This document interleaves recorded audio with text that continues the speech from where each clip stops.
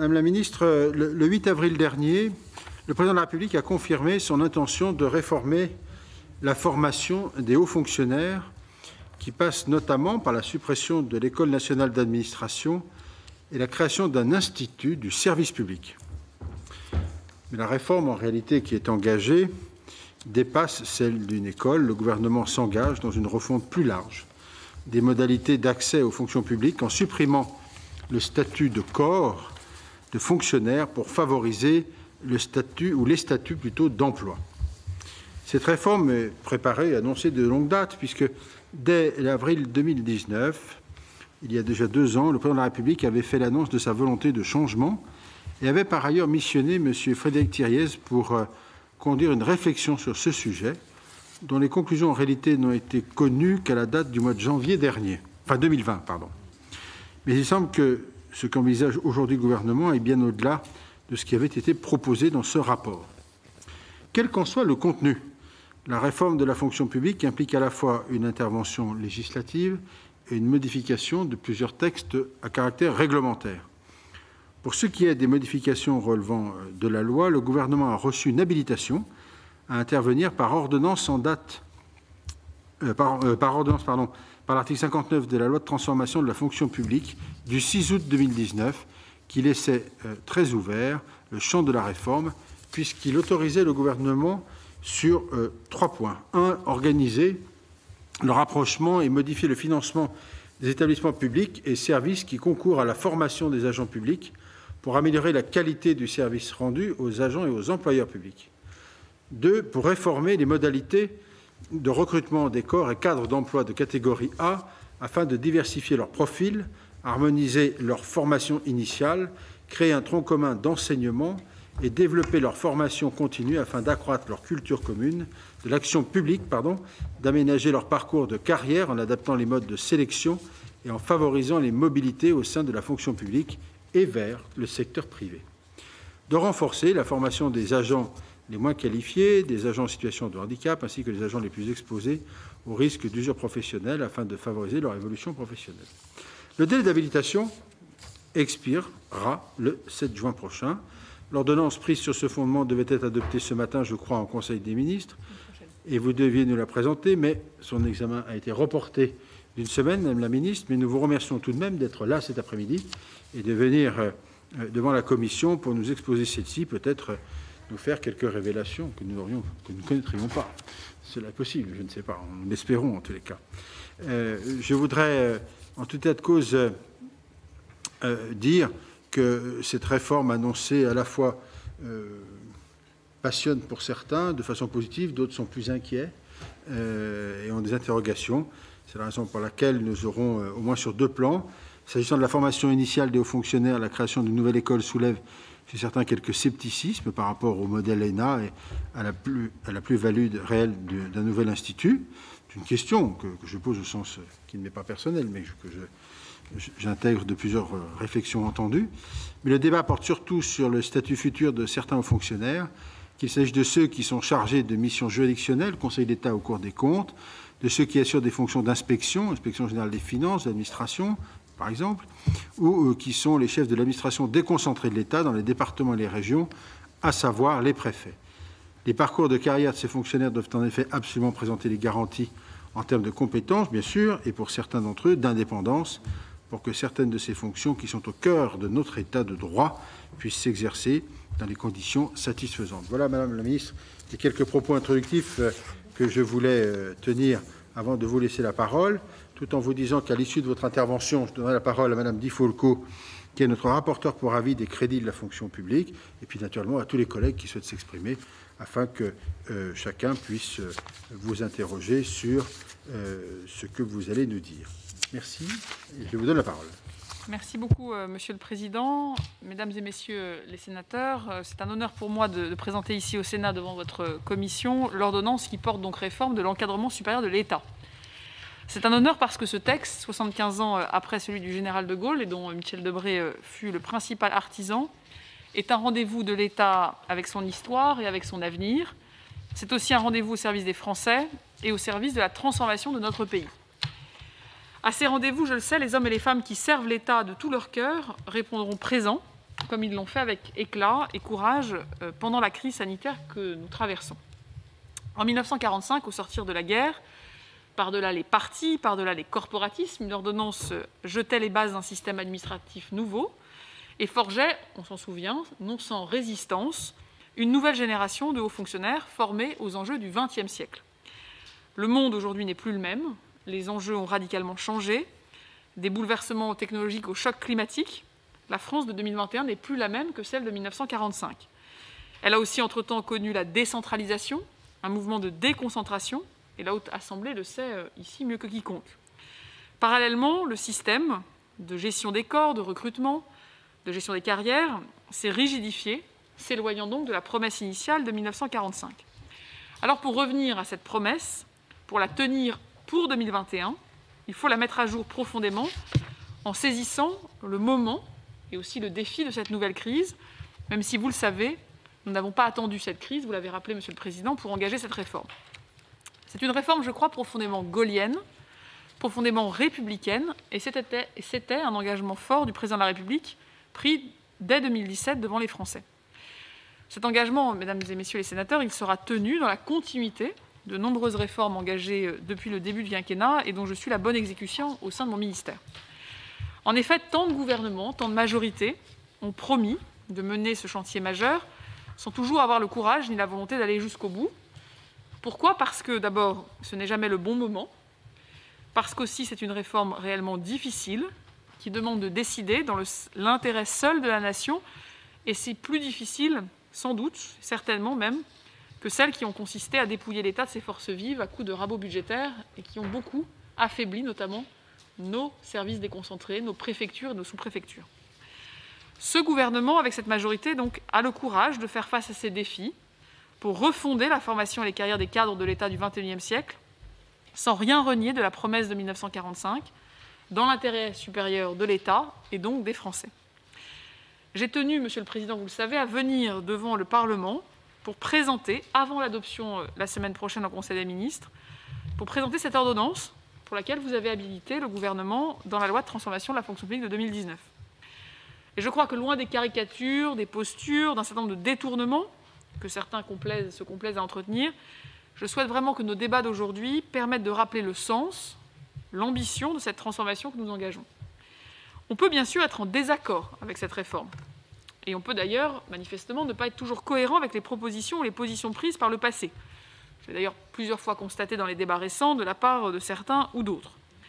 Mais lorsque je lis ça et là que nous supprimerions l'institution préfectorale ou que nous serions sur le point d'organiser un grand spoil system à l'américaine, je dois vous le dire très solennellement, les bras m'en tombent. Parce qu'au débat d'idées, manifestement, certains ont choisi plutôt la course à l'outrance électorale et je crois que c'est déplorable sur un sujet aussi important. Plus fondamentalement, dans ce contexte préélectoral, je crois qu'il faut dénoncer très fermement toute tentative de récupération de notre haute fonction publique à des fins politiciennes. Ce serait un très grave danger pour notre démocratie et je suis, en tant que ministre de la fonction publique, très attachée à ce que les hommes et les femmes qui servent notre pays le fassent en ayant chevillé au corps les valeurs du service public. Je tiens d'abord, en tant que ministre de la fonction publique, à saluer l'engagement, le dévouement de tous les agents publics et de tous nos hauts fonctionnaires, en particulier pendant cette crise sanitaire. Ils ont su faire face avec énergie, avec intelligence, avec abnégation aux exigences de sauver des vies humaines, d'assurer l'ordre public, de maintenir la continuité du service public, essentiel à nos concitoyens. Ils ont comme jamais innové, inventé, sans jamais donc renier ces valeurs fondamentales que je citais, la continuité de l'État, l'égalité de traitement de tous les usagers, la neutralité, la laïcité. Nos agents publics ont donc tenu, et grâce à eux, avec eux, c'est l'État qui a tenu. Mais au-delà de cette crise, la plus grave certainement que nous ayons connue depuis le milieu du XXe siècle, nous devons nous rendre à l'évidence, et les représentants de la nation, je crois, le savent et le constatent au quotidien, les 30 dernières années ont été marquées par un affaiblissement de la perception de l'État par nos concitoyens, voire on peut même parler d'une défiance grandissante qui contribue à nourrir les extrêmes. Le constat est sans appel. Les Français veulent un État fort parce qu'ils veulent être protégés et ils attendent des services publics sur tout le territoire parce qu'ils sont attachés à l'égalité. Mais ils ne veulent plus de la complexité qui caractérise bien trop souvent l'action publique et à laquelle nous nous sommes attaqués. Je sais à quel point les préoccupations ici que je nomme, le Sénat les partage, mon échange il y a quelques jours, quelques semaines avec la délégation aux collectivités, et en particulier sa mission chargée de la simplification le mois dernier, n'a fait que confirmer à quel point cette priorité était, Madame la Présidente, partagée. Je tiens donc à le dire ici solennellement, les hommes et les femmes ne sont nullement en cause, puisqu'ils sont eux-mêmes souvent les premières victimes d'un système qui crée de la complexité et qui nourrit l'impuissance. Et donc, c'est donc fort de ce constat que nous avons bâti cette réforme que je vous présente aujourd'hui, parce que nous voulons refonder une action publique qui corresponde au siècle qui s'ouvre, qui réponde aux attentes fortes exprimées par nos concitoyens, des attentes de proximité, d'humanité, de simplicité et d'efficacité. Je voudrais donc brièvement vous présenter les trois mesures, les trois idées qui bâtissent cette réforme. D'abord, l'enjeu, c'est bien de renforcer la confiance entre les citoyens et l'État avec une haute fonction publique qui soit davantage à l'image de la réalité sociale et territoriale de notre pays. C'est l'ambition du programme Talents du service public que le président de la République a présenté à Nantes en février, qui s'est concrétisé dans l'ordonnance promulguée le 3 mars, qui bien sûr ne renie pas ni ne fait l'impasse sur les insuffisances du système scolaire, auquel le gouvernement s'est attaqué depuis 2017, mais ce programme a pour ambition de faire en sorte que cette fonction publique, que nous aimons, que nous connaissons, redevienne l'ascenseur social républicain qu'elle a été. Concrètement, ce programme acte, dès la rentrée de 2021, la création, partout sur le territoire, dans 74 universités, de 1700 places au sein donc de 74 classes préparatoires au grand concours de la fonction publique pour les jeunes boursiers, et qui proposera ce programme, par ailleurs, qu'à la rentrée prochaine, 35 places soient réservées à ces élèves boursiers dans les différents concours de la fonction publique, dans le plein respect, et j'insiste, des principes posés par l'article 6 de la Déclaration des droits de l'homme et du citoyen. N'en déplaise à certains, nous aurions pu décider d'attendre que les mesures prises dès l'école maternelle, primaire ou le collège fassent son plein effet dans 10 ou 20 ans, mais il nous a semblé que sur l'égalité des chances, nous n'avions pas le droit d'attendre, et qu'il fallait donc agir maintenant. Deuxième axe de la réforme que je porte, sous l'autorité du Président de la République et du Premier ministre, c'est celui d'assurer au cadre supérieur de l'État une formation et une carrière qui soient en adéquation avec les besoins de l'action publique au XXIe siècle et avec les aspirations des jeunes générations qui sinon se détourneront plus encore de la fonction publique. Une formation initiale, fût-elle de qualité, on le voit, ne saurait suffire à appréhender et à accompagner ces changements. De même, une formation qui se limiterait à reproduire des schémas administratifs éprouvés ou à reproduire les enseignements reçus antérieurement ne saurait également être satisfaisante. C'est la raison pour laquelle nous créons l'Institut national du service public, qui verra donc le jour le 1er janvier 2022, à Strasbourg, et qui deviendra le principal opérateur de formation de l'encadrement supérieur, formation initiale, formation continue, évidemment des administrateurs de l'État, avec une formation beaucoup plus ouverte sur le monde académique, et en faisant place à l'esprit critique, au sens de l'innovation, sans bien sûr renier les fondamentaux de notre République, mais également un institut qui formera plus généralement l'ensemble des cadres supérieurs de l'État, mais aussi de la fonction publique territoriale et hospitalière, parce qu'un commissaire de police, un directeur d'hôpital, un administrateur de l'État ont beaucoup à apprendre ensemble, et donc l'INSP sera chargé d'animer, d'approfondir, de faire vivre un tronc commun de formation, commun donc à 14 écoles du service public pour cette formation initiale. Et dans les 14 écoles de service public, on retrouve les 5 écoles d'application de l'école polytechnique, donc également, au-delà de la fonction publique territoriale hospitalière, les corps techniques.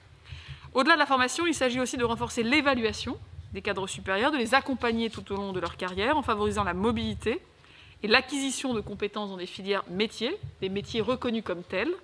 Mobilité, respiration, accompagnement sont désormais les maîtres mots de la carrière des hauts fonctionnaires.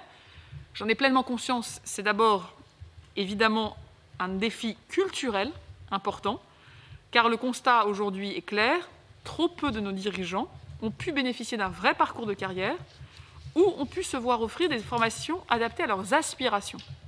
C'est dommageable évidemment à l'action publique, c'est également dommageable au cadre de l'État.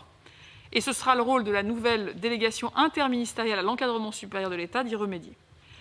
Troisième et donc dernière idée que je voulais partager, c'est celui de mettre fin aux voies toutes tracées qui se dessinent sur la base d'un rang de classement à la sortie d'une école et qui génère son lot d'injustice et de frustration.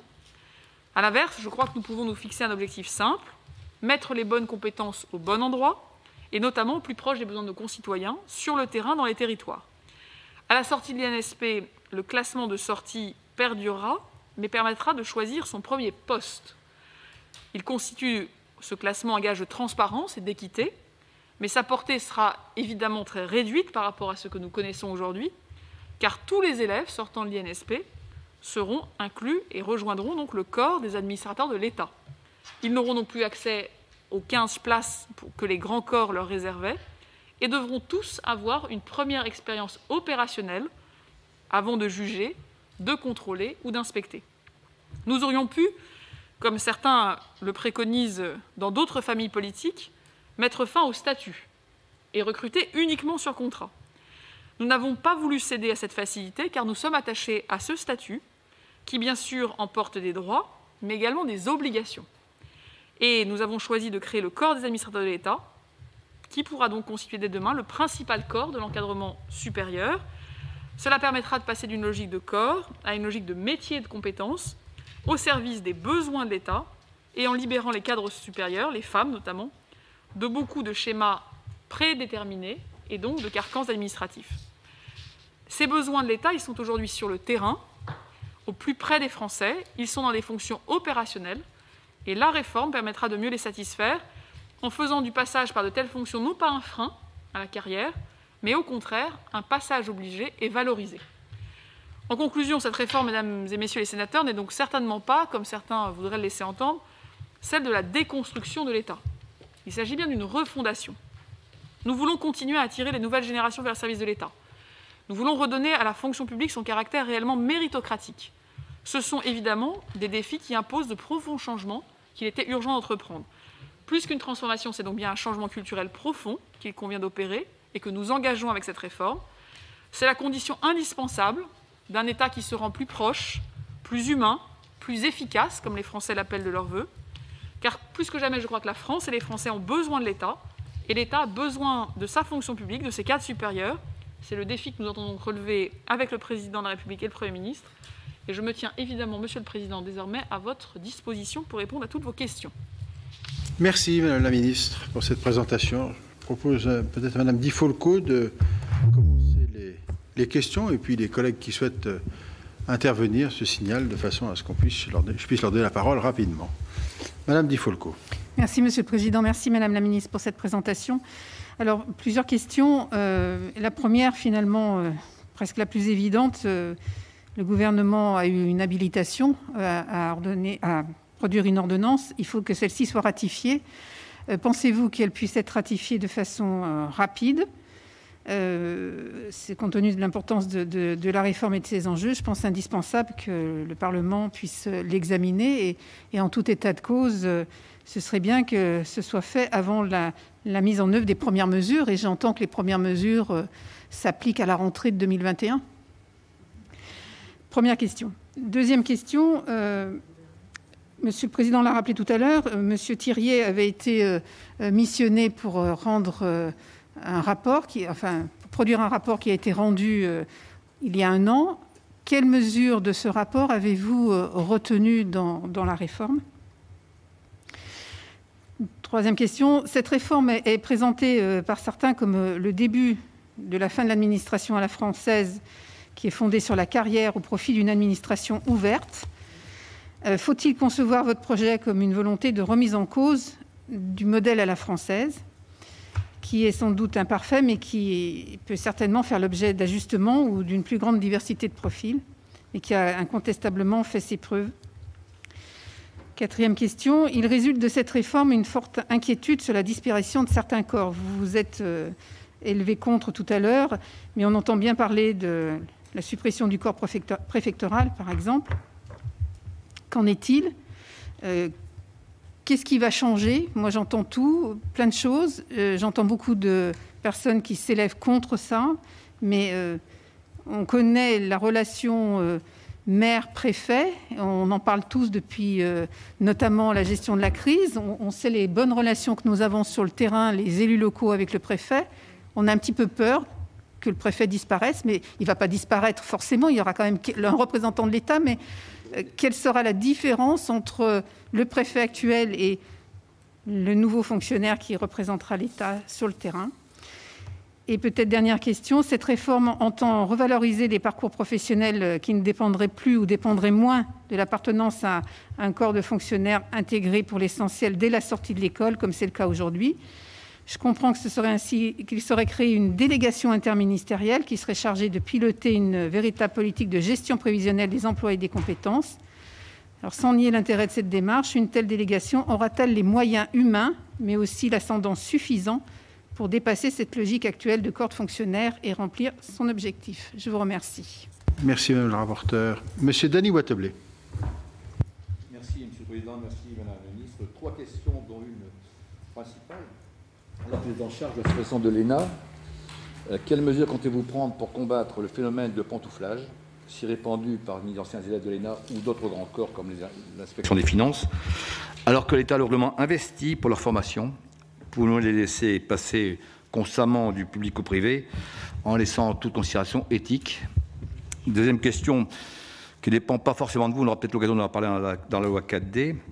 Le gouvernement envisage de renforcer la réactivité des services administratifs aux demandes des usagers, ou tout de moins renforcer le principe de silence ou acceptation, adopté en 2013, dont l'application connaît tellement d'exceptions que seuls 34% des démarches sont régies par ce principe. Enfin, dernière question, celle-là est un peu plus... Ça m'est arrivé cette semaine. Madame la ministre, comptez-vous agir pour contrer le pouvoir écrasant de notre administration et de ses différentes agences pour toute initiative privée ou publique? Un exemple, j'ai un maire cette semaine. Ils ont récupéré une pierre qui date du 7e siècle, une pierre pour aiguiser les épées. C'est un gros bloc qu'on a mis dans un coin et c'était classé bâtiment historique. À 500 mètres de là, le maire a un projet pour refaire une école avec une cantine scolaire. Il y a 3 maisons à battre qui sont des anciennes maisons de mines qui n'ont aucun intérêt et ne peut pas parce que les bâtiments de France ont décidé que c'était dans le périmètre classé. Et on ne peut pas comparer ça avec d'autres éléments notamment. Donc j'étais un peu surpris et croyez-moi, je vais pas en rester là parce que j'ai trouvé ça un peu inconséquent que quelqu'un qui se permet, on a l'impression que c'est l'inverse, c'est l'élu qui est au service de l'administration et non l'inverse. Et ça, c'est un peu... Je vous enverrai un peu à ce sujet-là à Mme Bachelot, parce que c'est un projet d'envergure qui conditionne toute une rentrée scolaire, et il ne peut pas. En plus, ce n'est même pas pour construire, c'est pour faire un parking, pour qu'on voit cette école et cette cantine scolaire. Et on lui dit, non, c'est le pire qui n'est pas là, qui est caché derrière une église, qu'on ne voit pas, sous un grand paquet de verre, et qui empêche de faire ça. Donc on voit que l'administration n'est pas au service de l'usager, n'est pas au service du citoyen, c'est tout l'inverse. Merci de me répondre. Merci. Monsieur Philippe Bas. Madame la Ministre, merci de cet exposé introductif qui nous a permis de constater que vous considériez cette réforme comme profondément gaullienne et républicaine. Et vous n'avez pas manqué ensuite de saluer le courage de ce gouvernement. Je suppose que vous vouliez dire votre courage et celui du Premier ministre et de l'ensemble des membres du gouvernement. On n'est jamais mieux servi que par soi-même. Mais en ce qui me concerne, je m'interroge sur le caractère réellement gaullien et républicain d'une réforme qui remet en cause en réalité à la fois les choix du chef du gouvernement de la République française en 1945 et ceux du chef du gouvernement de la même République en 1958 et du président de la République en 1959. Vous voulez constituer un corps d'administrateurs interministériels. Ce corps existe, c'est le corps des administrateurs civils et c'est même la raison d'être de la création de l'ENA que d'avoir mis fin à des recrutements spécifiques de chaque ministère, de rédacteurs qui ensuite gravissaient les échelons pour atteindre des postes de responsabilité.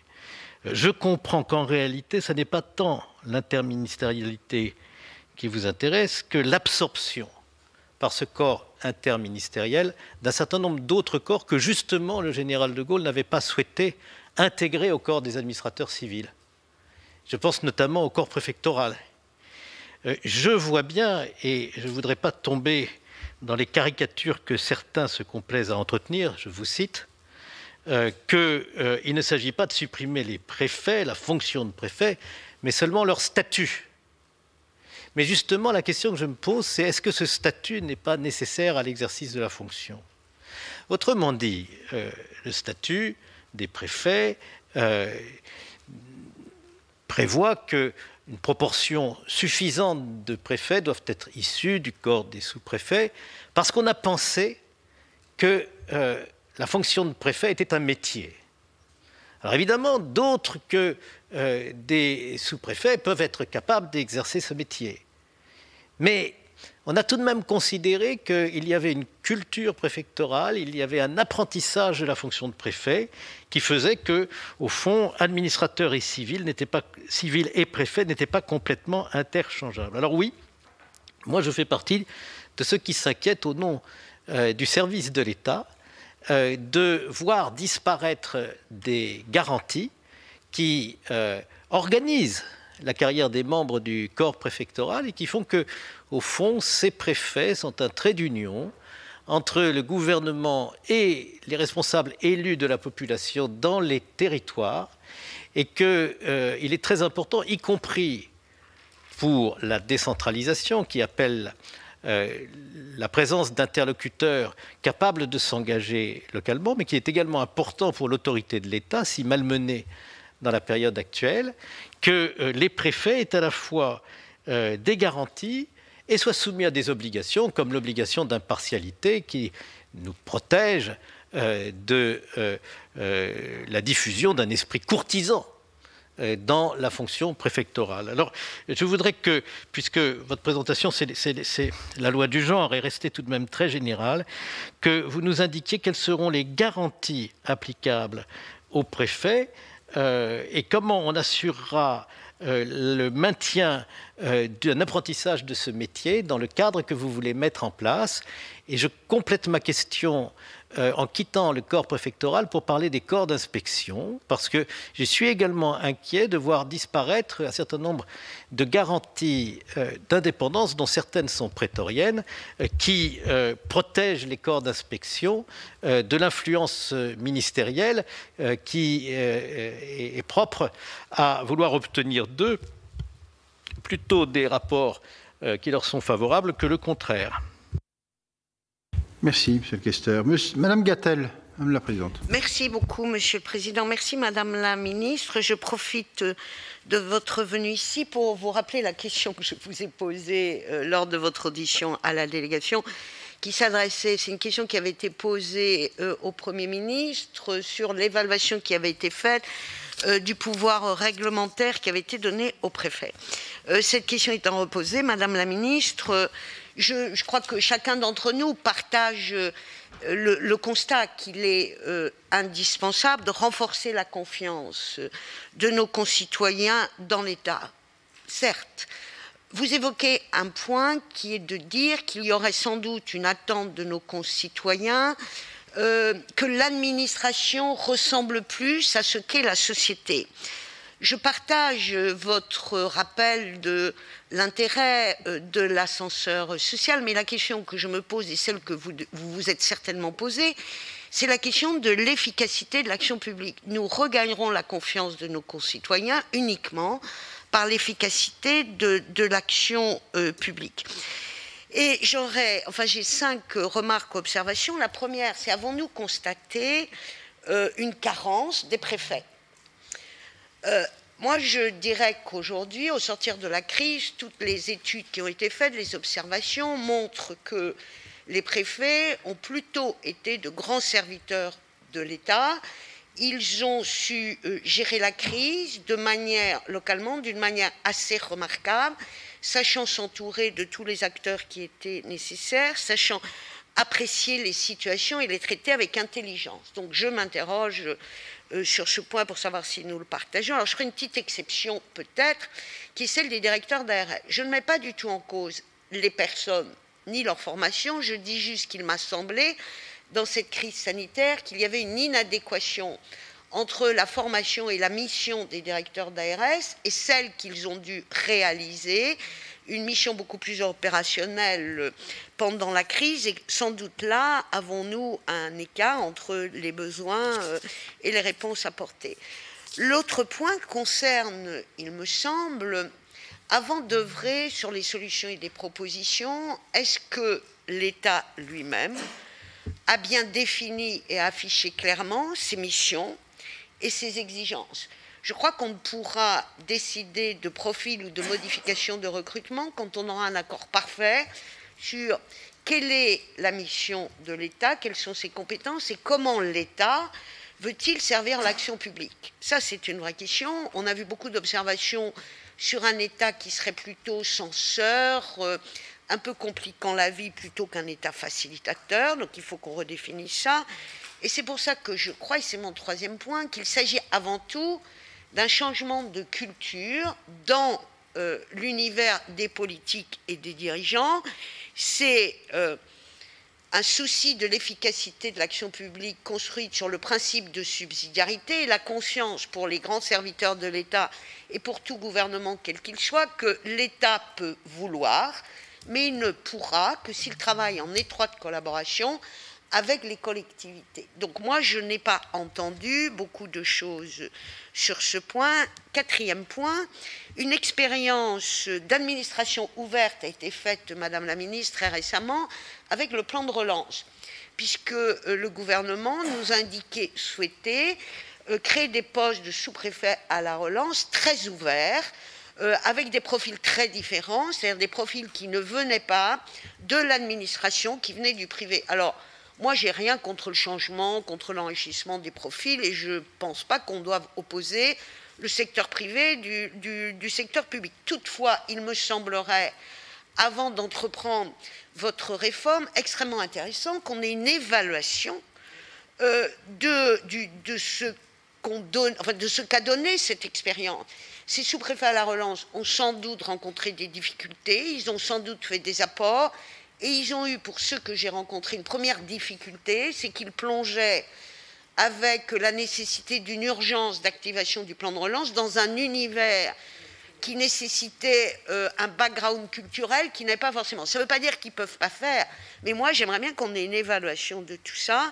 Et enfin, ne pensez-vous pas qu'il serait souhaitable dans la réforme que vous entreprenez d'associer très étroitement le Parlement, mais aussi les collectivités. Je vous remercie, Madame la Ministre.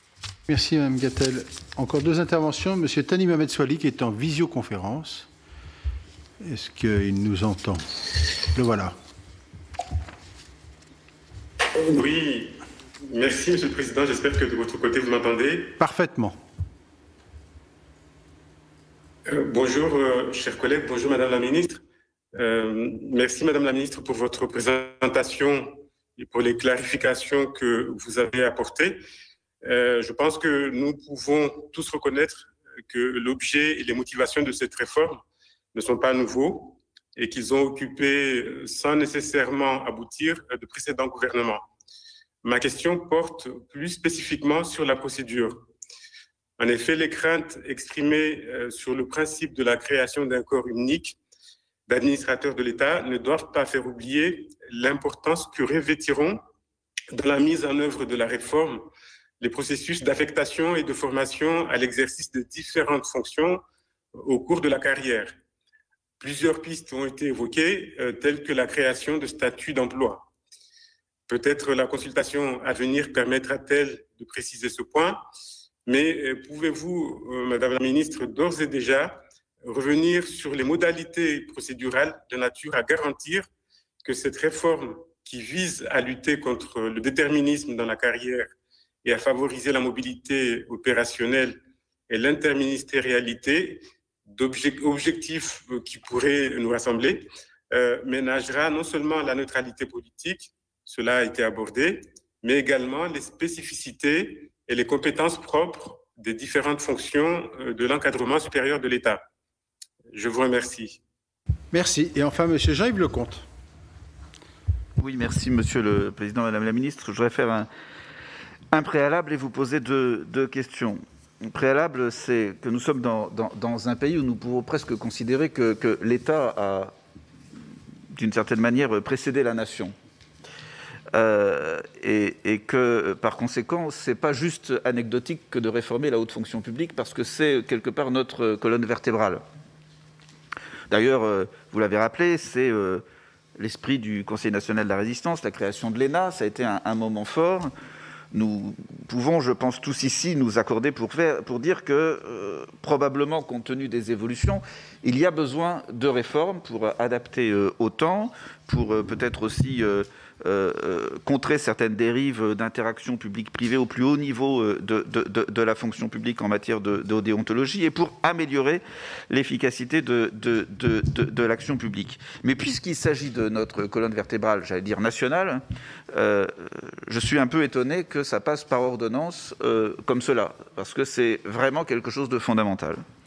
Je dirais même que par rapport aux principes de la République, c'est parler des principes de la République qui finalement sont juste engendrés par la nation, alors que là on parle vraiment de ce qui a fondé le pays, c'est un peu décalé. Donc je crois vraiment que c'est un sujet essentiel.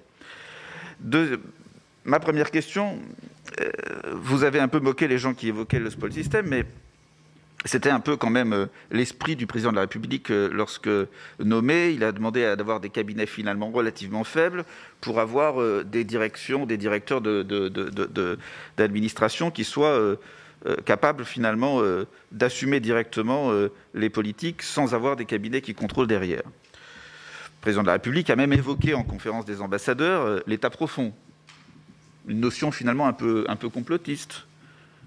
Et donc j'aurais une question par rapport à ça. Pensez-vous qu'il y a aujourd'hui un problème de contrôle de la haute fonction publique par le politique ? Et si oui, est-ce que c'est un problème politique, des politiques, ou est-ce que c'est un problème qui est lié à la fonction publique ? Est-ce que c'est la compétence des politiques qui est en cause, leur comportement, ou est-ce que c'est le comportement de la haute fonction publique ? Voilà. Et je crois que de cette question doit aussi découler une part de la manière dont on doit orienter la réforme. Et la deuxième question, elle est très simple, c'est dans le cadre de cette réforme, quelles nouvelles garanties pouvons-nous avoir pour faire en sorte que la justice administrative, qui a une place de plus importante dans la vie du pays, et pour garantir nos libertés, progresse en matière d'impartialité et d'indépendance à l'occasion de cette réforme. Merci, chers collègues. Eh bien, nous en avons terminé avec la série de questions. Madame la ministre, vous avez la parole. Alors, merci à vous tous pour vos questions qui montrent, et je crois que vous avez été plusieurs à le dire, à quel point cette réforme, effectivement, n'est absolument pas anecdotique. Comme vous l'avez dit, la nation et l'État en France entretiennent une relation qui est presque consubstantielle.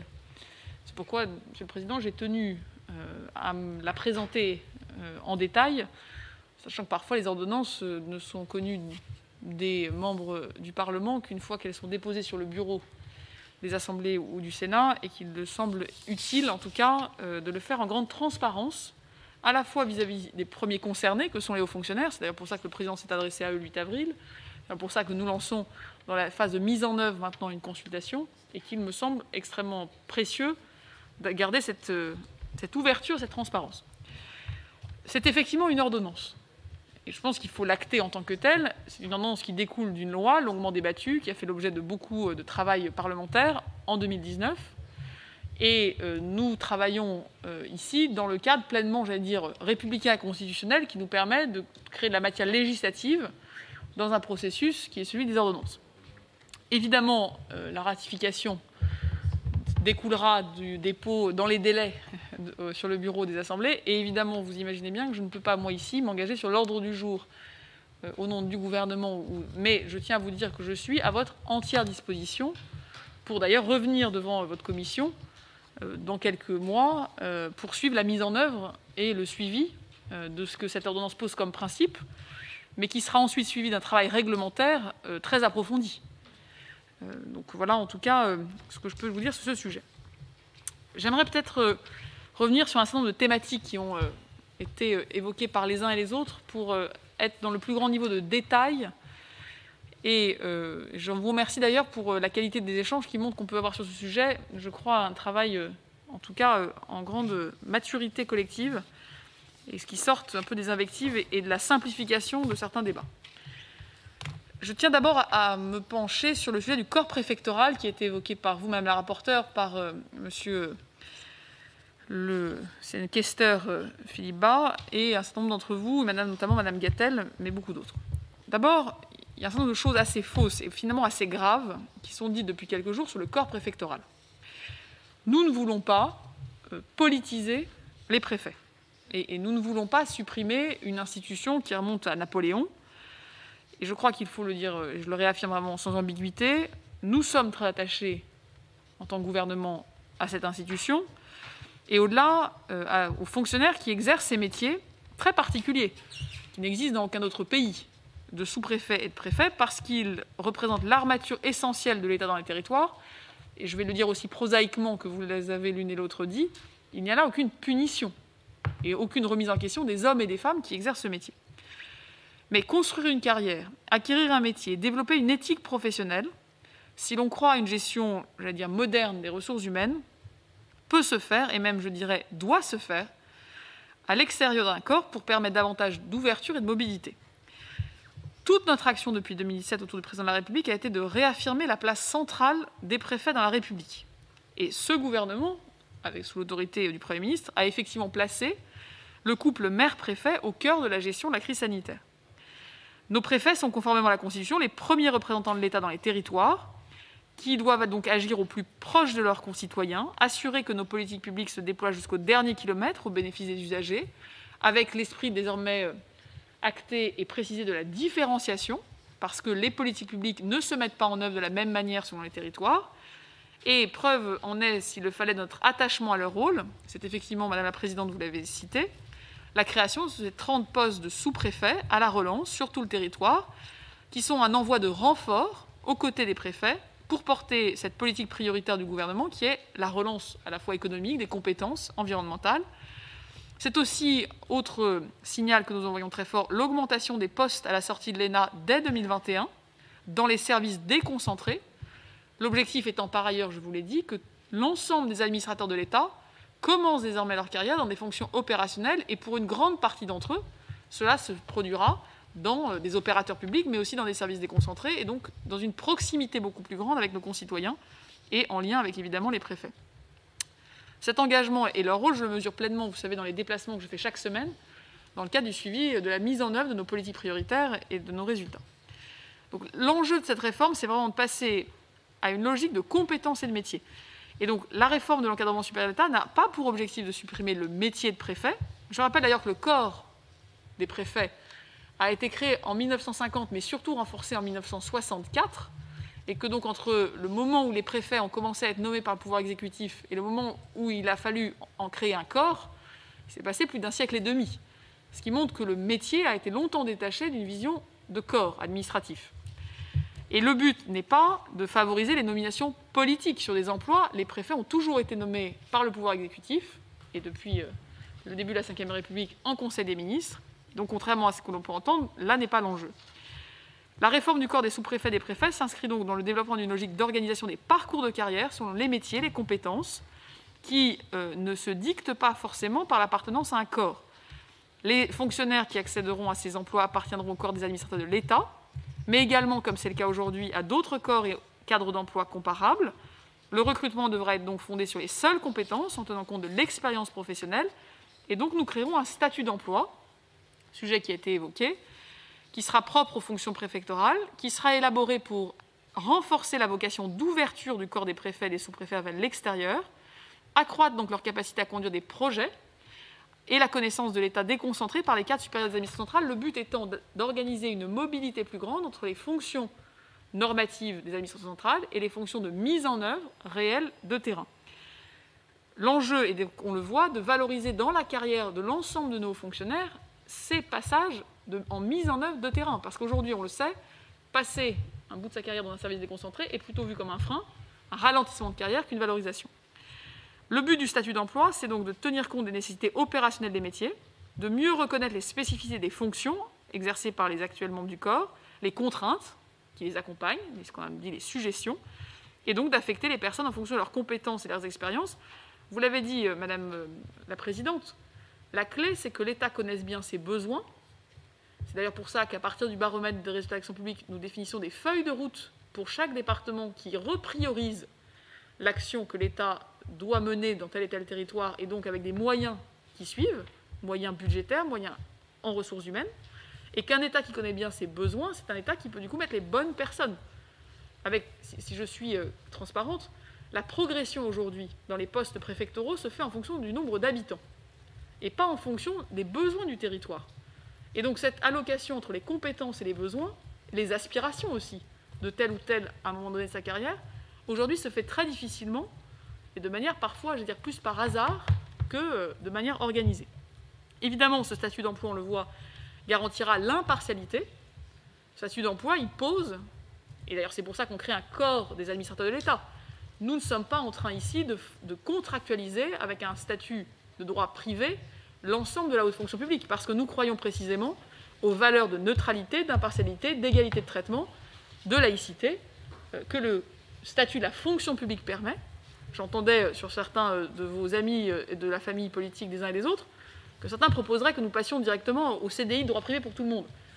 Si nous faisons ça, alors oui, les questions d'impartialité, de neutralité se poseraient de manière aiguë. Bien sûr que nous allons donc tenir dans ce cadre-là beaucoup plus compte en fait qu'aujourd'hui des compétences et des expériences, et sortir d'une logique de progression à l'ancienneté, et pour passer dans une vraie valorisation des compétences et donc des métiers. Le but, je le dis, c'est de conforter les fonctions préfectorales, d'accroître l'attractivité pour les cadres supérieurs de l'État de ces fonctions, et donc de préserver, de renforcer cette institution qui est clé pour les élus et pour le développement de notre pays. Donc ça, c'était, je pense, un premier sujet qui nécessitait d'être clarifié. Les statuts d'emploi, pour y revenir, sont effectivement donc déployés pour les fonctions préfectorales, Monsieur le sénateur Lecomte, mais également, évidemment, pour les inspections, puisque, je vais revenir à la question de Monsieur le questeur, les travaux ont déjà commencé avec les différents ministères, donc soit le ministère de l'Intérieur et également avec les différents services d'inspection, pour que nous définissions précisément quelles sont les règles applicables à ces emplois, quelles sont les compétences à mobiliser pour pouvoir accéder à ces postes, quelles sont aussi la valorisation qu'on peut avoir de ces postes dans une carrière, et que donc on crée le cadre qui permet, sur des enjeux de reconnaissance financière, des fonctions exercées, mais aussi la durée des postes, les conditions de renouvellement, les conditions de fin de fonction, un cadre qui donne de la visibilité et de la prévisibilité. Sur les inspections générales, qui fait suite du coup à cette explication, d'abord, nous ne voulons pas fusionner les inspections générales interministérielles, parce que c'était une idée qui a longtemps circulé, ce n'est pas notre objectif, puisque si nous croyons au métier, nous croyons quand même à une forme de spécialisation. En tout cas, on ne croit pas aux généralistes qui pourraient forcément tout faire dans tous les domaines. Nous ne voulons pas non plus remettre en cause l'importance et la qualité de ces travaux réalisés, notamment pour aider à la prise de décision publique, avec un regard qui propose recul et impartialité. Ce qui va se passer, c'est qu'à partir de 2023, il n'y aura plus d'accès direct au grand corps et donc plus d'accès direct au corps d'inspection ministérielle. En revanche, ces services pourront recruter beaucoup plus largement en fait, des personnes qui auront au moins 2 ans d'expérience avant de se présenter et des expériences opérationnelles.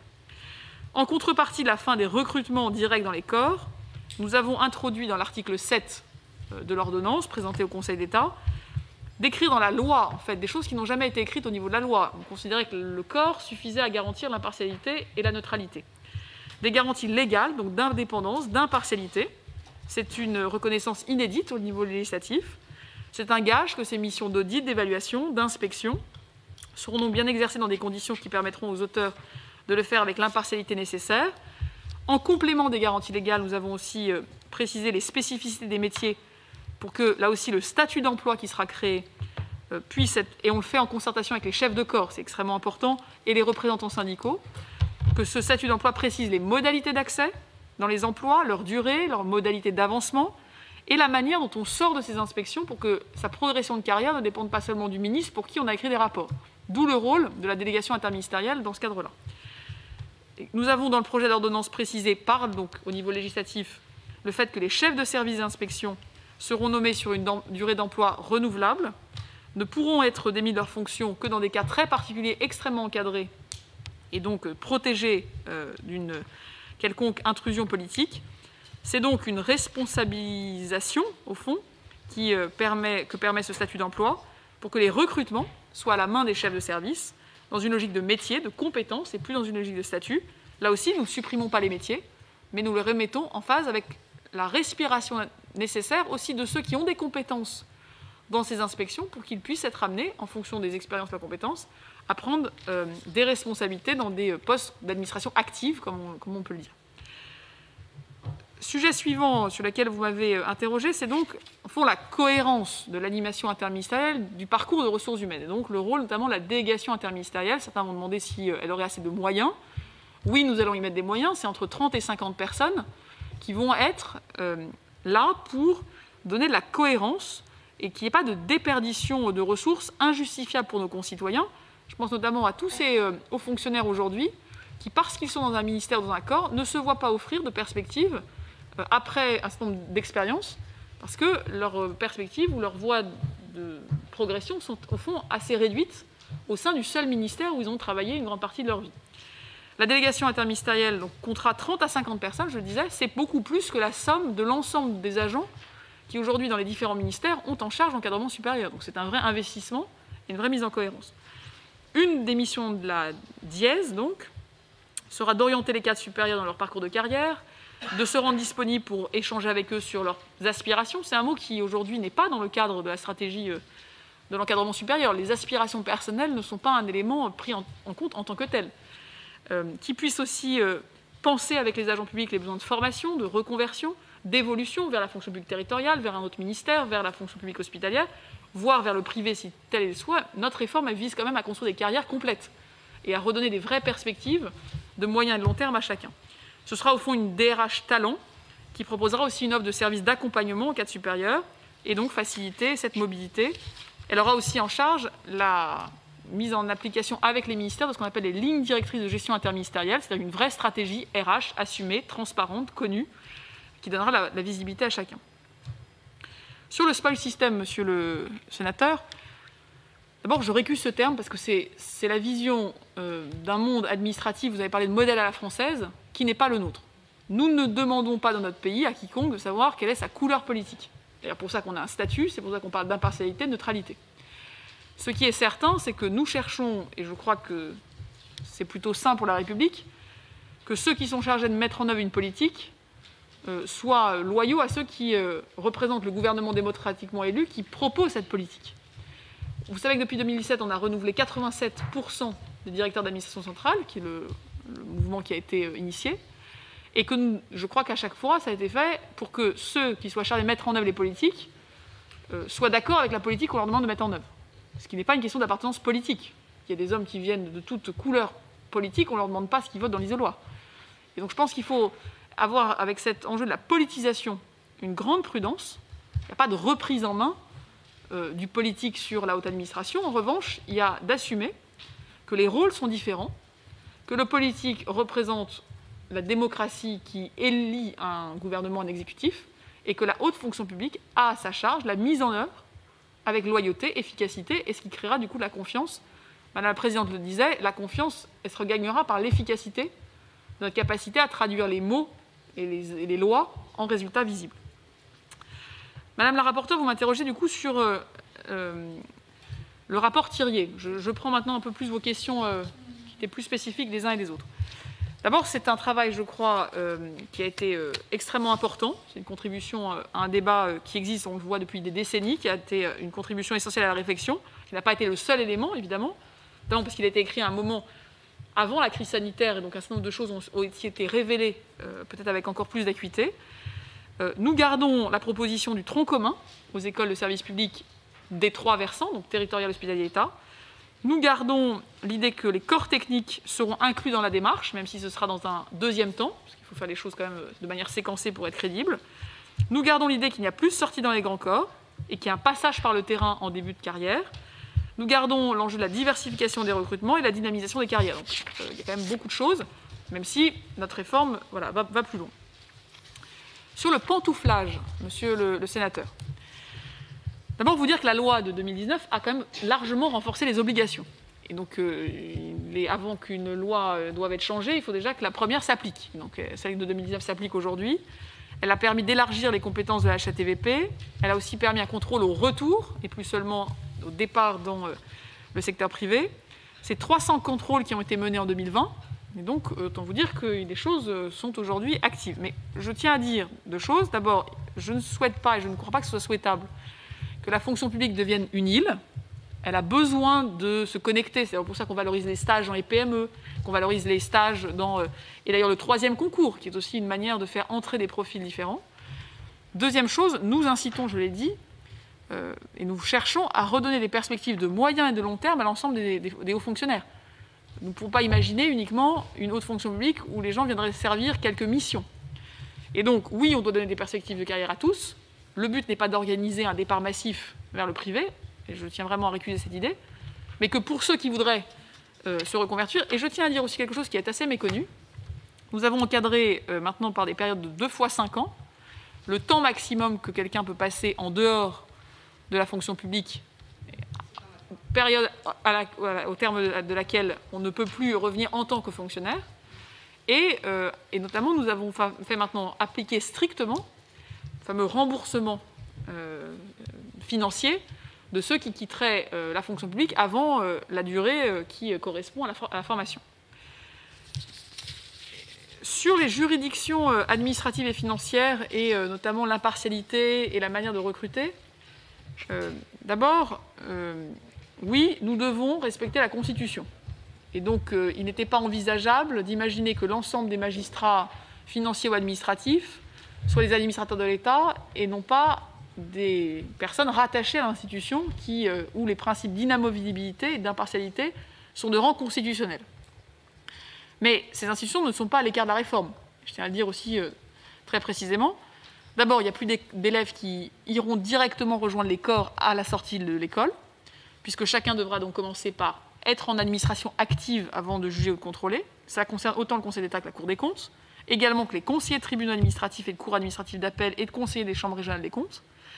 Et donc les corps des magistrats des juridictions administratives et financières se verront appliquer les mêmes principes d'ouverture, de mobilité obligatoire avant de passer les grades, d'évaluation, et avec cette culture du recrutement, c'est-à-dire que beaucoup plus de personnes pourront travailler dans ces institutions avant de se présenter potentiellement pour une intégration. Je tiens à dire d'ailleurs que le président du Sénat et le président de l'Assemblée auront à nommer des personnes indépendantes qui veilleront à la non-cooptation et au non-népotisme dans l'intégration dans ces corps. Et donc c'est bien leur indépendance et leur impartialité qui sera garantie. 3 sujets maintenant qui sont un peu plus éloignés de la réforme elle-même, mais qui sont plus des enjeux d'efficacité, j'allais dire, de l'action publique sur lesquels vous m'avez interrogé. Sur le principe du silence ou acceptation. Bon, d'abord, vous citez l'incomplétude des procédures qui sont soumises à la règle, et vous dites, au fond, qu'il y a un principe général qui a beaucoup de trous, si je résume en langage trivial ce que vous avez dit. D'abord, moi, mon premier objectif, c'est que l'administration réponde. Et je pense que c'est un objectif, d'abord, qu'il faut fixer en tant que tel. Et nous avons aujourd'hui, dans les indicateurs de performance d'administration, ce que j'appelle le taux de décroché, le taux de réponse, les taux de délai de réponse, parce que je pense qu'un pays où on enverrait des lettres dans l'espoir que personne ne vous réponde, on commencerait à tourner un peu à l'absurde. Néanmoins, il est absolument clair, et vous avez cité des exemples, je vais revenir sur l'archéologie préventive, une administration qui gère de la confiance, c'est une administration qui facilite, accompagne et qui différencie. Vous savez, parfois, moi je dis aux agents des services déconcentrés des choses simples. Peut-être, par exemple, ne plus dire non à un projet sans être allé voir sur les lieux l'ampleur du projet ou les aménagements qui pourraient être proposés au projet pour qu'il se fasse. Que nous soyons beaucoup plus dans l'appui et beaucoup moins dans le contrôle. Que nous passions d'une culture de la norme, et on en a encore parlé hier, Madame la rapporteure, dans le cadre des lois inutiles, à une culture de la mise en œuvre efficace et opérationnelle. C'est bien tout le rôle du droit à la dérogation, je vais y revenir, et ce droit à la différenciation. Et donc, oui, le silence ou l'acceptation est quelque chose qu'il faut qu'on évalue, qu'on regarde, mais moi, je peux vous dire que je travaille d'abord pour que les gens vous répondent. Sur l'archéologie préventive, c'est plus largement, plutôt qu'un contrôle tatillon ex post, c'est comment nous avons une logique d'appui au territoire, d'appui aux élus, d'appui aux entreprises. Il y a 2 choses sur lesquelles je voulais revenir. Sur l'archéologie préventive, et dans 4D, et dans la loi ASAP, on a quand même essayé de simplifier beaucoup de choses. Et ensuite, c'est le principe de France Expérimentation dont je voudrais vous parler. C'est un service qui permet aux élus et aux entreprises d'avoir accès à de la dérogation législative ou réglementaire à partir du moment où on considère que le projet est suffisamment innovant et d'ampleur pour que cette dérogation soit activée. Soit c'est au niveau de l'innovation et donc du droit plutôt des entreprises, soit c'est par le préfet. Mais France Expérimentation, je vous invite à le connaître parce que c'est, à mon avis, un outil très efficace pour nos PME, TPE, ETI, entreprises et territoires. Il ne faut pas que le droit d'aujourd'hui empêche la croissance de demain, parce que les lois d'hier ont été pensées sur des objets d'activité qui n'existaient pas quand les choses ont été écrites. Sur la dérogation, je vais vous répondre par écrit, Madame la Présidente, mais je tiens à redire ici, partager les éléments que j'avais partagés avec vous. D'abord, c'est donc une expérimentation qui a été menée entre 2019 et 2020, qui a donc été généralisée en août 2020. Le bilan, c'est 130 arrêtés pris, majoritairement au bénéfice des collectivités pour une centaine de ces arrêtés. Et le but est d'accroître les recours au bénéfice du secteur privé, d'où ce que nous allons renforcer dans la loi 4D sur France Expérimentation. Et pour France Expérimentation, donc c'est 250 dossiers déposés, la moitié globalement auquel il a été apporté une solution positive. Et c'est donc les préfets, mais on va vous envoyer le bilan qu'avaient fait d'ailleurs les services du ministère de l'Intérieur sur les difficultés et les aspects positifs de cette dérogation. Merci, Madame la Ministre. Alors, Madame Di Folco, vous souhaitez la parole. Oui, si c'est possible, Monsieur le Président. Juste pour 2-3 précisions. On entend tous beaucoup de critiques de tout corps d'État envers cette réforme, et notamment venant de l'ENA et des anciens élèves de l'ENA. Donc, fallait-il vraiment supprimer l'ENA? Qu'est-ce qui a présidé à cette décision assez radicale, finalement?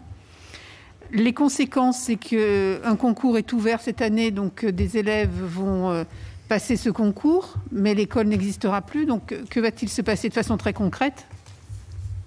Et puis, justement, face peut-être à la bronca, le Premier ministre a annoncé le lancement d'une concertation dans les prochaines semaines. Donc, comment abordez-vous cette concertation? Comment va-t-elle se passer? Avec qui? Et pour quelle finalité?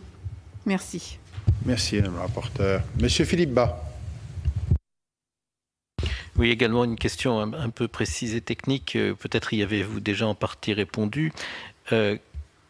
Comment se feront les recrutements en qualité d'auditeur à la Cour des comptes et au Conseil d'État? Question précise. D'autres questions? Merci, Madame la Ministre. Alors, sur d'abord l'ENA. Je crois que ça fait un certain nombre d'années, voire des décennies, que je crois que sur tous les bancs, avant même que je sois dans ces fonctions, on a toujours entendu un concert de critiques sur l'ENA. Je ne remonte pas à 1995, quand un candidat à la présidentielle, qui est devenu président ensuite, avait lui-même proposé d'ailleurs que cette école soit supprimée parce qu'il avait listé un certain nombre de difficultés, tout en reconnaissant le besoin de former évidemment nos fonctionnaires. Maintenant que vous avez bien compris que c'était plus une suppression-refondation qu'une suppression pure et simple, au fond, tout le monde est dans un concert unanime de louanges. Et donc, je pense qu'il y a un peu d'étonnement de ma part. C'est qu'il n'y avait que des critiques et maintenant, il n'y a que des louanges. Bon, d'abord, moi, je ne suis pas du tout dans la caricature. D'abord, je pense que l'ENA a apporté beaucoup à notre pays, que les hommes et les femmes qu'elle a formés ont apporté beaucoup à notre pays.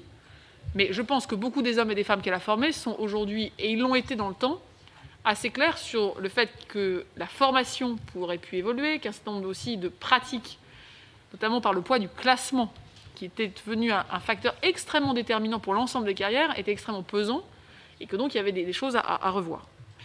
Nous allons au bout, effectivement, d'une réforme. Et donc, si vous regardez en détail, nous changeons à la fois la gouvernance, la tutelle, les missions, le périmètre, l'enjeu du tronc commun. Et donc, se poser à un moment donné la question de est-ce qu'on dit qu'on garde, au fond, un nom et une coquille pour tout changer, ou est-ce qu'on assume qu'on est en train de changer profondément, bien sûr sans renier les apports et des choses très positives qu'on gardait, mais qu'on va beaucoup plus loin.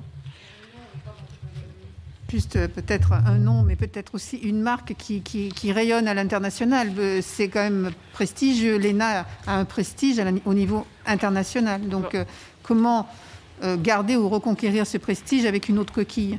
Alors, moi je crois d'ailleurs, j'ai plus que la marque ENA ou la marque INSP, moi je crois à la marque France. Je pense que ce qu'on a à créer, c'est de l'attractivité pour des cadres publics étrangers pour qu'ils viennent se former à l'INSP demain, et notre capacité à former donc une forme d'élite européenne, internationale, mais pas tellement parce qu'on veut leur montrer ce qu'est notre administration, mais plutôt à ce qu'est la France, comment elle aborde les enjeux d'universalisme républicain, comment elle aborde les enjeux de développement, comment elle aborde les enjeux sociaux. C'est plutôt ça qu'on doit construire. Je suis très attachée, vous savez, à l'INSP dans son rayonnement européen. C'est d'ailleurs pour ça que, dès février 2022, dans le cadre de la présidence française de l'Union européenne, je réunirai mes homologues dans les locaux donc, de l'INSP à Strasbourg. Et donc, il n'y a pas de reniement de son rôle, au contraire. Et au-delà du nom, moi, je pense que passer d'une école d'administration à un institut du service public illustre aussi le changement de culture que nous voulons proposer.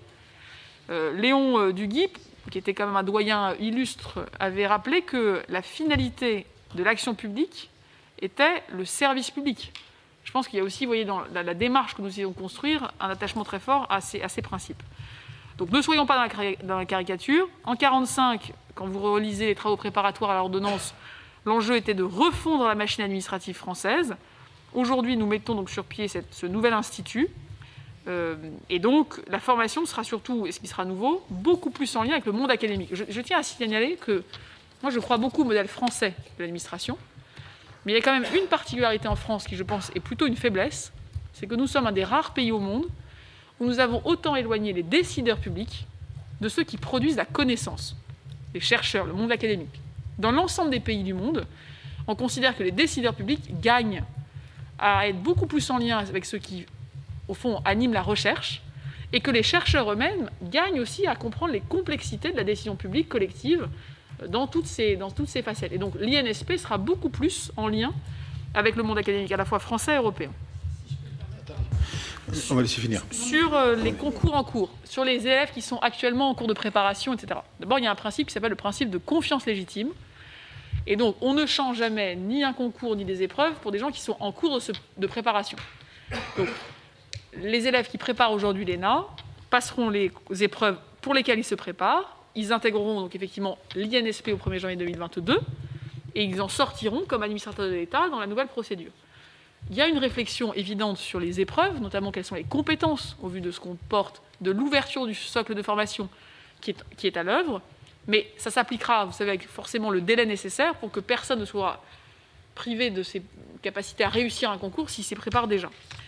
Enfin, sur la consultation, c'est un point important. Vous voyez bien qu'il y a un séquençage de la réforme. Il y a ce que le président a proposé, présenté au cadre de l'État, qui étaient les objectifs interministériels et donc de l'ordonnance qui vient remplacer celle de 1945 que nous présentons la semaine prochaine. Et ensuite, il y a un immense chantier réglementaire qui va se décliner selon les fameux statuts d'emploi, selon les ministères, selon les employeurs publics, et qui demande là de ne pas avoir d'angle mort, d'être dans un niveau de finesse qui corresponde à la diversité des profils. Et donc la consultation que je lance demain, c'est une consultation qui permet à l'ensemble des 10 000 et plus cadres de l'État de faire part avec une vingtaine de questions à la fois très simples, mais qui vont être, à mon avis, très précieuses. Quels sont aujourd'hui leurs regards sur leurs fonctions et sur leurs perspectives de carrière? Je disais, les aspirations individuelles des hauts fonctionnaires sont une matière qui n'est absolument pas ni entendue ni exploitée. Et donc la base pour construire des parcours de carrière, pour mettre en place la fameuse délégation interministérielle, pour réfléchir à des angles morts éventuels qui ne seraient pas apparus parce qu'il y a une grande diversité de métiers, c'est le but de cette consultation. Elle se déroule jusqu'au 18 juin. Les conclusions seront rendues publiques et un retour sera présenté au Premier ministre et à moi-même d'ici début juillet. Sur maintenant la question très spécifique du recrutement des auditeurs, d'abord vous dire que c'est en cours de discussion au Conseil d'État, monsieur le questeur, et que donc je vous présente ce que nous avons nous-mêmes proposé, en attente évidemment du retour précis du Conseil d'État. La manière dont les choses vont se passer, c'est que nous supprimons l'accès direct de la sortie de scolarité directement donc, dans les fonctions du corps qui étaient donc, les auditeurs à la fois au Conseil et à la Cour.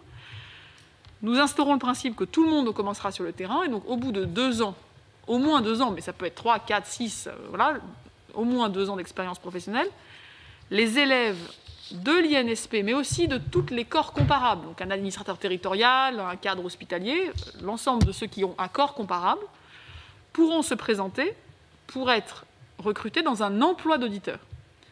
Et donc, c'est une commission de sélection qui regardera les profils qui se présenteront. Le Conseil d'État ouvrira un certain nombre de postes en fonction de ses besoins. Et donc, des emplois d'auditeurs seront ouverts. Au terme de cet emploi d'auditeur, ceux qui le souhaiteront pourront se présenter devant la commission d'intégration pour rejoindre ce qui est aujourd'hui le 2e grade du corps qui deviendra du coup le grade d'entrée. Cette commission d'intégration sera une commission paritaire, 3 membres du Conseil d'État ou de la Cour, 3 membres extérieurs, un désigné par le président du Sénat, un désigné par le président de l'Assemblée nationale, un désigné par le président de la République. Et la règle, c'est que cette commission d'intégration aura regardé les qualités et les mérites de la personne dans sa fonction de terrain opérationnel, dans les travaux qu'elle aura pu faire en tant que dans l'emploi d'auditeur qui aura été le sien. Et pour que la personne soit intégrée, il faut au moins 4 votes et il n'y a pas de voix prépondérante. Ce qui assure qu'il faut qu'il y ait une forme de consensus, que la personne donc fasse consensus auprès non seulement par exemple des personnes internes à l'institution, mais aussi à au moins une personne externe à l'institution. Et donc ça, c'est pour les emplois d'auditeurs. Nous avons prévu avec le Conseil d'État qu'il y ait aussi d'autres voies d'entrée à d'autres moments, à des gens qui ont 6 ans d'expérience, 8 ans d'expérience, 10 ans d'expérience, en ouvrant beaucoup plus le type de profil et donc de personnes avec leurs expériences et compétences qui pourront entrer au Conseil d'État d'abord pour exercer des postes, des emplois, avant à nouveau de se présenter à la commission d'intégration. Et le but, l'esprit de la réforme, il a beaucoup travaillé à la fois avec Bruno Lasserre et Pierre Moscovici, c'est qu'on soit intégré sur la base de la qualité de son travail et donc de son envie aussi de faire partie du corps. Parce qu'aujourd'hui, vous avez un système qui est assez un peu étrange dans une vision de ressources humaines. C'est que rentrent dans ces corps pour y faire carrière des personnes qui sont au titre du classement ou au titre de nomination finalement gouvernementale. Donc voilà le principe. Et donc ce sont les auditeurs seront recrutés par une commission de sélection, ne seront pas membres du corps et pourront le devenir après avoir fait montre de qualité et donc d'une évaluation.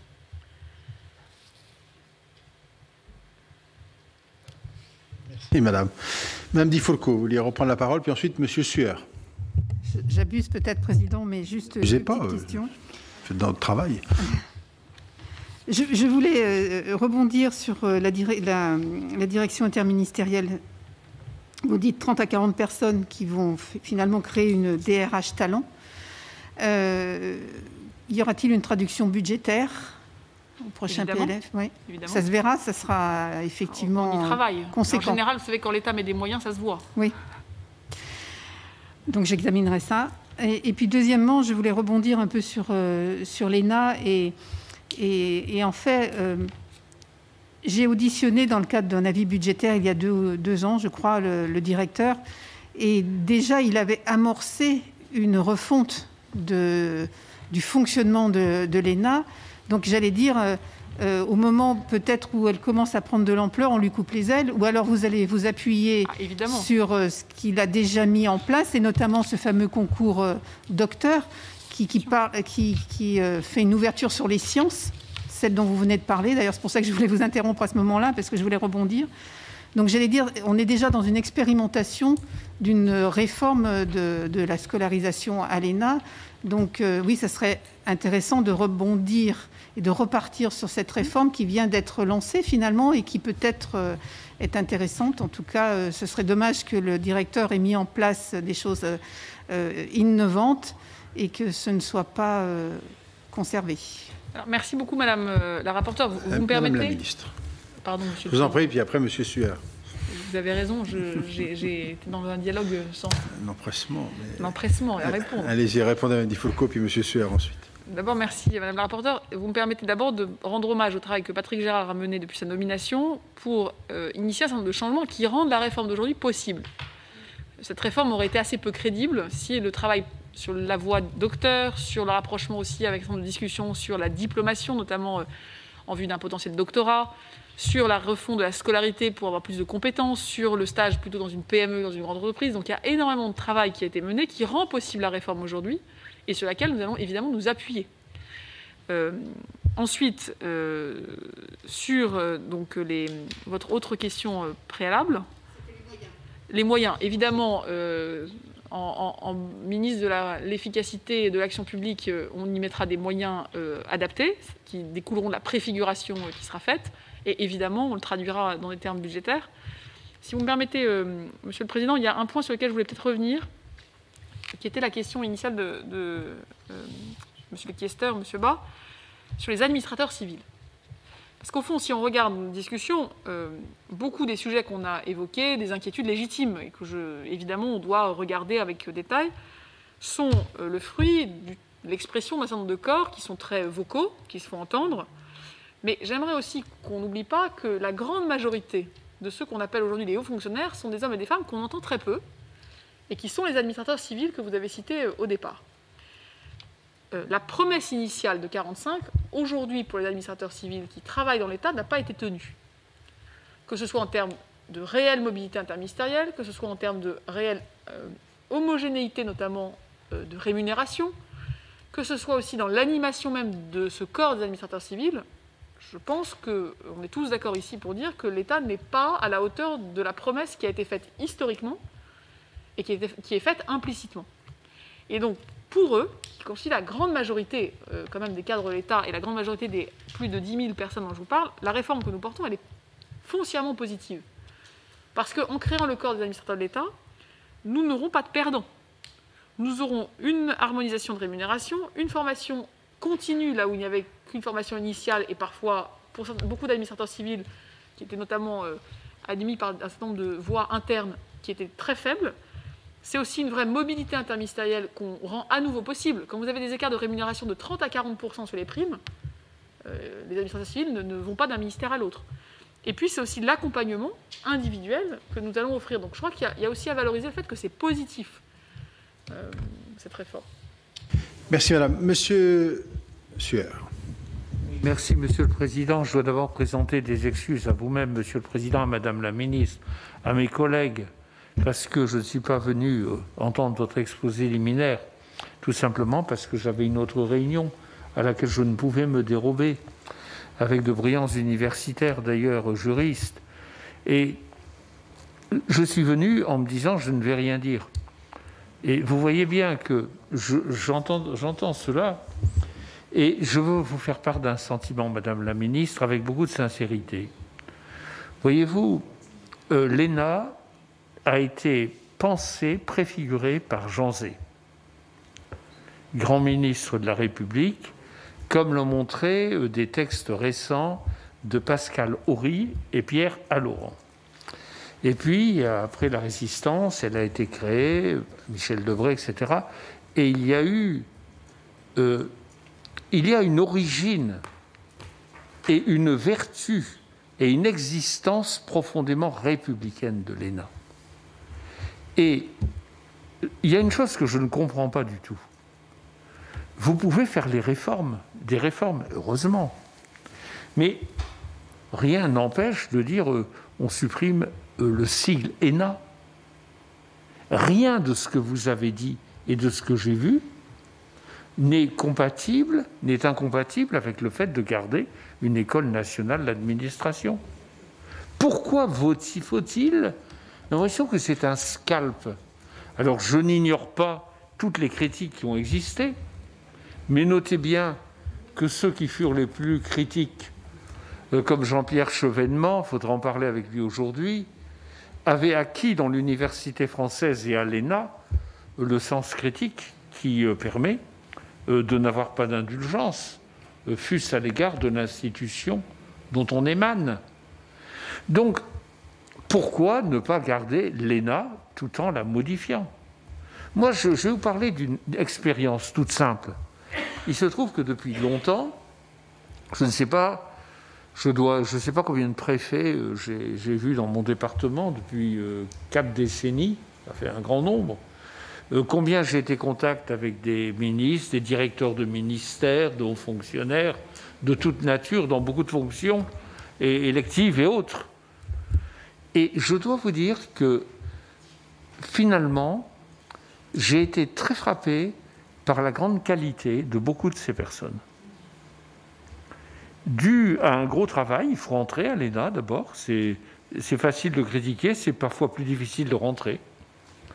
Ensuite, quand vous avez 3 stages, un en préfecture, un en ambassade, un en entreprise, c'est quand même intéressant.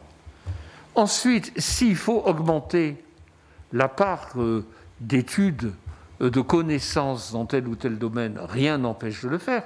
Et je dois dire que vous pouvez parler avec Patrick Gérard, qui est quelqu'un qui a fait des réformes, et vous pouvez parler avec les élèves, qui sont les étudiants, qui sont très, très actifs dans ces domaines. Et je trouve qu'il y a quelque chose, voyez-vous même, bon, le président de la République en est issu, il n'est pas le seul président de la République à en être issu, mais quelque chose d'un petit peu étrange de vouloir supprimer une appellation qui compte beaucoup dans l'histoire de la République. Et vous voyez, je prends un exemple très simple, je l'ai déjà cité, excusez-moi mes chers collègues, Vous prenez cette crise sanitaire. Bon, moi j'étais contre la création des ARS. Pourquoi ? Parce que je pense qu'on déplume peu à peu les préfets. Et les préfets ne s'occupent pas de la justice, ne s'occupent pas des finances, ne s'occupent pas de l'éducation, ils ne s'occupent pas de la santé. Bon. Mais dans les départements, il y a un ARS qui est là, vous savez, il est régional, avec les grandes régions. Bon, c'est très bien, j'ai rien contre les ARS. Hein. Mais qu'est-ce qui fonctionne finalement ? C'est les préfets de région et de département. Et on est tous là, tous, on a des visioconférences et on voit bien que ça marche.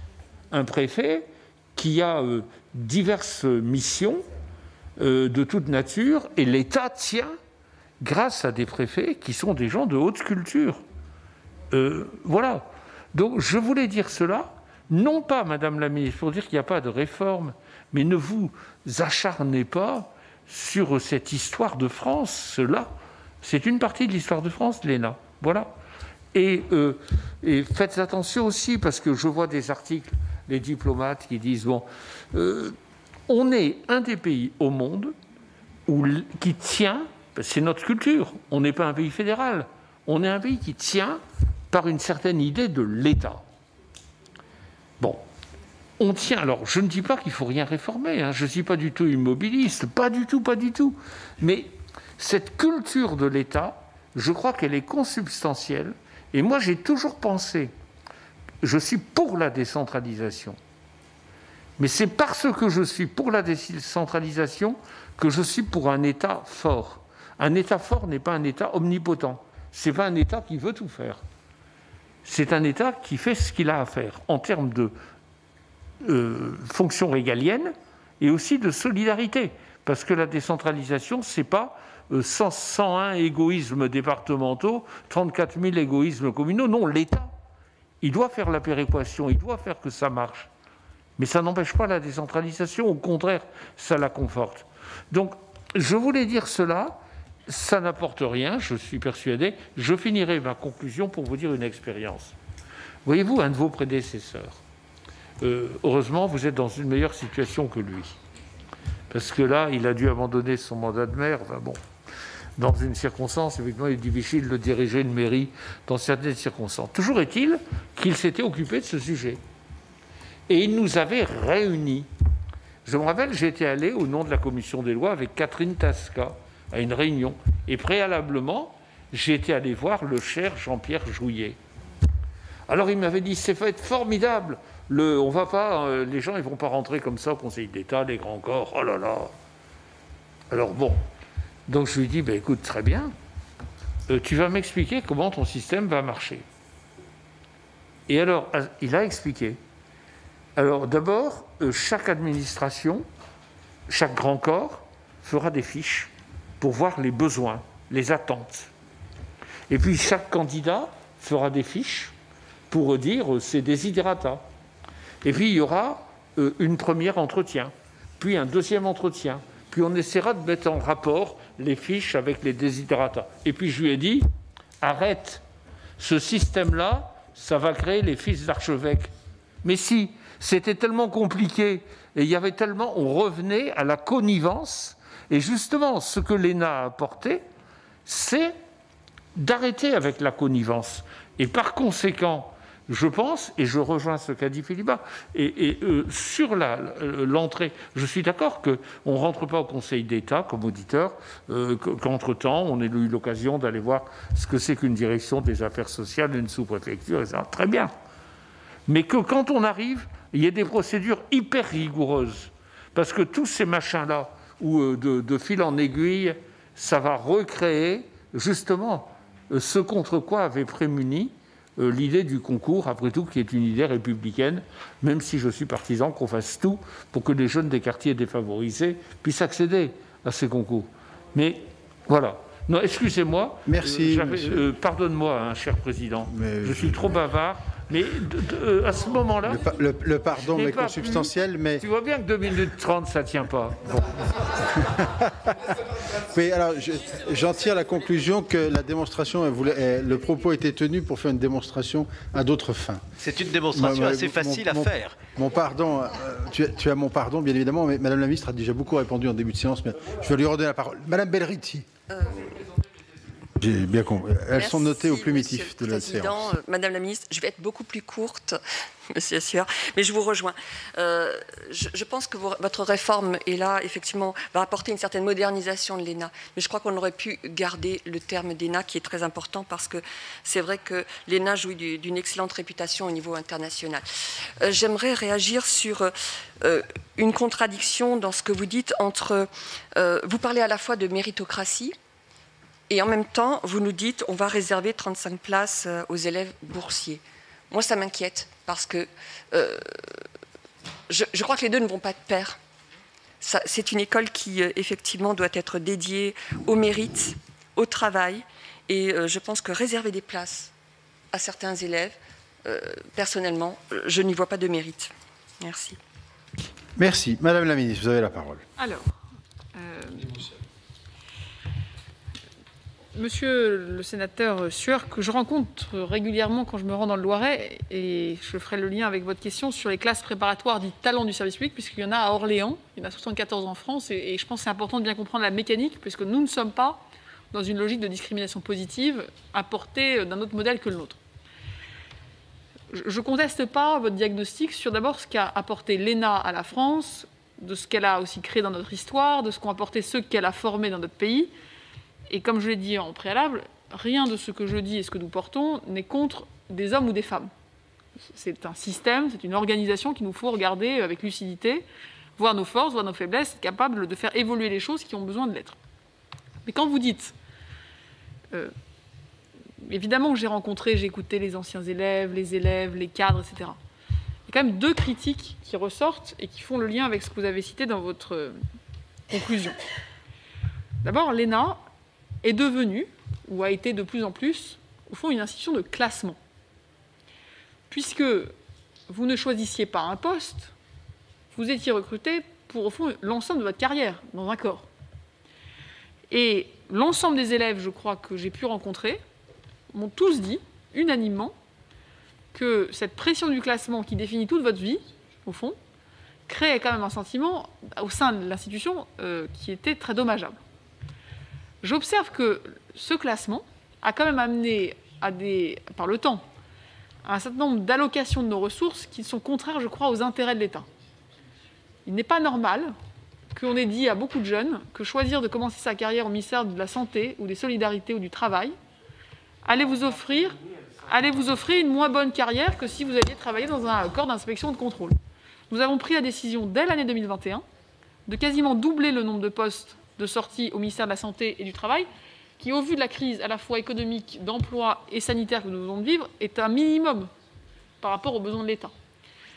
Et donc, je tiens à vous dire que dans la réforme que nous proposons, nous gardons le classement de sortie comme mécanisme d'allocation des premiers postes, parce que là où je suis d'accord avec vous, c'est que c'est, dans tous les systèmes qui existent, le seul qui permet d'éviter les effets de réseau, de recommandation et donc de reproduction sociale, pour que, méritocratiquement, l'implication que les uns et les autres auront eue dans leur scolarité leur permette de choisir leur premier poste. Mais leur premier poste ne prédéterminera plus, comme c'était le cas aujourd'hui, l'ensemble de leur carrière. Et puis vous avez dit, je vous croyais un État fort, ça tombe bien moi aussi. Mais il y a juste deux chiffres que j'aimerais partager avec vous, parce que je crois qu'ils montrent bien, au fond, l'ampleur du défi qui est devant nous. Aujourd'hui, 90% des fonctionnaires sont en dehors de la petite couronne, mais 90% des cadres dirigeants, des hauts fonctionnaires, sont à l'intérieur de la petite couronne de Paris. Un État fort pour moi, et Madame la Présidente l'avait cité tout à l'heure, c'est quand même un État qui est capable de positionner ses compétences, ses ressources, ses meilleurs éléments, j'allais dire, au plus près des enjeux et de complexité et de difficultés. Et donc ça veut dire qu'il faut qu'on repense complètement la gestion des carrières, l'allocation des parcours, la manière dont on commence sa carrière, dont on la poursuit. Et donc je pense que l'État fort, c'est pas juste des... Évidemment, il y a des institutions, il y a des principes, il y a une histoire, mais ne faisons pas, vous voyez, d'un enjeu qui a une part évidemment d'histoire, le centre de la réforme, vous avez vu, je crois qu'elle va bien au-delà. Madame la sénatrice, sur le concours talent et les classes préparatoires talent du service public. Le constat initial, c'est qu'aujourd'hui, vous avez une immense majorité de la jeunesse qui, parce qu'elle est à l'université, et qu'elle vient soit d'un village rural, soit d'une famille plus modeste, soit d'un quartier prioritaire de la ville, vous disent des jeunes très méritants, excellents, motivés, qui aimeraient servir leur pays, mais qu'ils ont eux-mêmes arrêté d'avoir cette idée parce qu'ils vous disent les yeux dans les yeux que ce n'est pas pour eux. Et donc, le principal enjeu pour nous, ce n'est pas la discrimination, c'est l'autocensure. Comment nous redonnons à des jeunes méritants, brillants, qui font des études difficiles à l'université, dans des masters en alternance de droit des collectivités, dans des masters de droit public, dans des licences, les bonnes conditions pour se préparer au concours, parce que je tiens à le dire, les places que vous citez sont ouvertes à l'issue du même concours, du même jour, des mêmes épreuves. Et donc, l'enjeu de notre procédure, c'est que 1700 jeunes puissent se préparer dans d'excellentes conditions, de soutien financier, 4 000 € de bourse supplémentaire par an, de tutorat renforcé, parce qu'il y a beaucoup de choses qui vous permettent de réussir un concours qui ne s'apprennent pas dans les livres, d'un diplôme, parce que dans beaucoup de familles modestes, une année de classe préparatoire, c'est une année blanche, parce qu'on part du principe que le concours ne sera pas réussi, et donc pourquoi dédier du temps à un concours si on ne réussit pas, à un accès favorisé au logement étudiant, pour que les jeunes boursiers de nos 74 universités et lieux de formation universitaires se préparent dans de bonnes conditions à réussir ces concours et à s'y inscrire.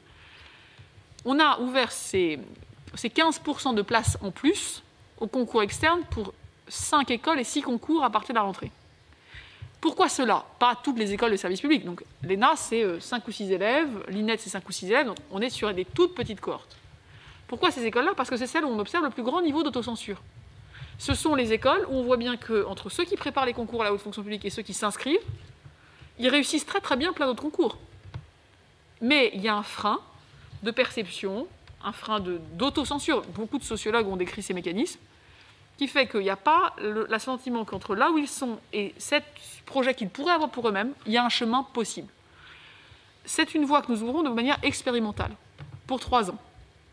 Je tiens à vous dire que mon ambition, c'est que la qualité du recrutement, de la motivation, de l'accompagnement que nous donnerons à ces jeunes dans les classes talents du service public suffisent en quelques années à résoudre ce problème d'autocensure. Et d'ailleurs, les élèves de ces classes sont tout à fait éligibles à se présenter au concours externe.